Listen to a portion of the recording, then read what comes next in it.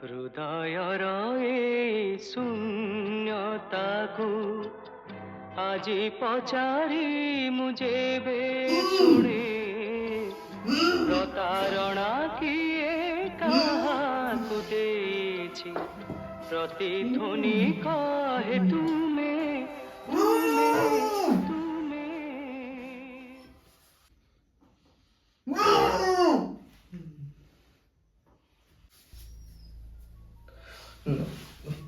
ନମସ୍କାର ବାବୁ।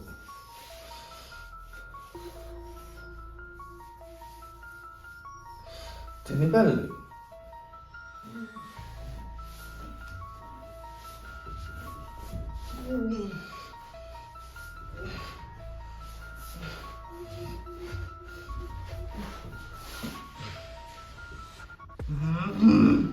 ରୁହନ୍ତୁ ବାବୁ, ମୁଁ ଖୋଲି ଦଉଛି।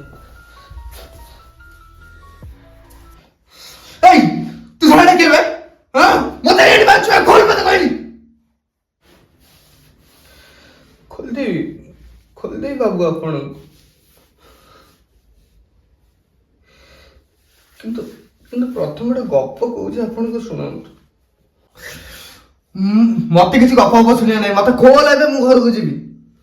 ବାବୁ ଯଦି ଗପ ଶୁଣିବ ତ ଖୋଲିଦେବି, ଯଦି ଗପ ନ ଶୁଣିବ ତ ମାରିଦେବି, ସତ ମାରିଦେବି ବାବୁ।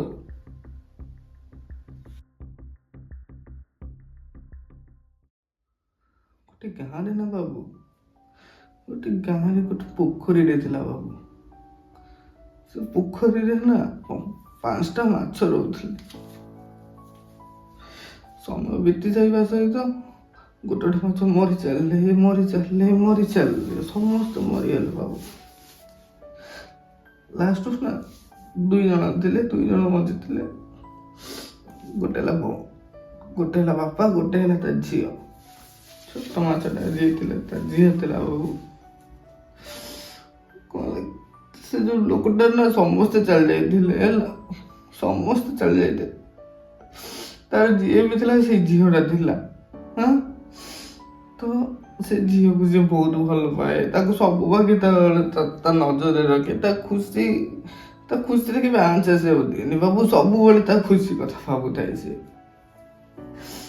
କଣ ହେଇଛି ନା, ସେ ପୋଖରୀ ବାଟେ ନା ଗୋଟେ ବଡର ବିଲେଇ ସବୁବେଳେ ଯିବା ଆସିବା କରେ ବାବୁ। ସବୁବେଳେ ସେ ବିଲେଇର ନଜରଟା ସେ ଛୁଆ ମାଛ ଉପରେ ସବୁବେଳେ ଥାଏ। ସେ କେତେ ଥର ତାକୁ ଧରିବାକୁ ଚେଷ୍ଟା କରିଛି ବାବୁ, କିନ୍ତୁ ସେ ବଡ ମାଛ ସକାଶୁ ନା ସିଏ ଧରି ପାରୁନି କେବେ। ଦିନେ କଣ ହେଇଛି ନା, ସେ ଯୋଉ ବଡ ମାଛଟା ନା ପୋଖରୀ ସେପଟକୁ ଯାଇଛି ଇଏ କରିବାକୁ, ତା ଝିଅକୁ ଖାଇବା। ଆମେ ରୋଜଗାର କରିବାକୁ ସିଏ ବି ସେମିତି ଯାଇଥିଲେ ପୋଖରୀର ସେପଟକୁ। ଦିନେ କଣ ହେଇଛି ନା, ସେ ଯେତେବେଳେ ଯାଇଥିଲେ ନା, ସେ ବଡ ମାଛଟା ଯାଇଥିଲା ସେପଟକୁ। ସେତେବେଳେ ବଡ ବିଲେଇଟା ନା ସେ ଛୁଆ ମାଛକୁ ଧରିଛି। ଯେତେବେଳେ ସେ ବଡ ମାଛ ଆସିଲା ବାବୁ, ସେ ଛୁଆ ମାଛଟା ଆଉ କିଛି ନଥିଲା ବାବୁ। ସେ ଆଇଲା ସେ ଦେଖିଲା ନା, ତାର ସେ ଛୁଆ ମାଛ ସବୁ ଛେଲି ଦେହରୁ ପୁରା ଛେଲି ରକ୍ତ ବାହାରୁଛି ବାବୁ। ମାଛ ଉପରେ କଣ ବିତୁଥିବ କହିଲେ ବାବୁ? ସେ ତାର କେହି ନଥିଲେ ବାବୁ। ସେ ଆଇଲା ତା ଝିଅ ପିଲା ସବୁ ବ୍ଲଡ୍ ବାହାରୁଛି ବାବୁ, ସବୁ ବ୍ଲଡ୍ ବାହାରୁଛି। କଣ କରିବ ବାବୁ? କିଛି ନଥିଲା, ତା ଖାଇଲା ସେ ବାବୁ। କଣ କରିଥାନ୍ତା ସିଏ? କଣ ବିତୁଥିବ ସେ ବାବା ଉପରେ?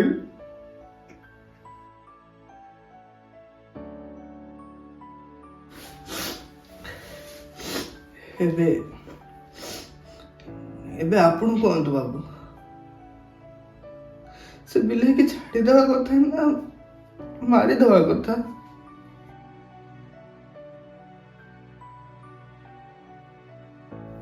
କୁହନ୍ତୁ ବାବୁ।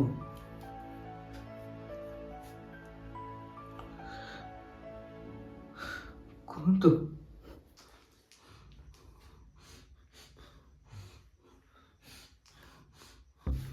କହୁନାହାନ୍ତି।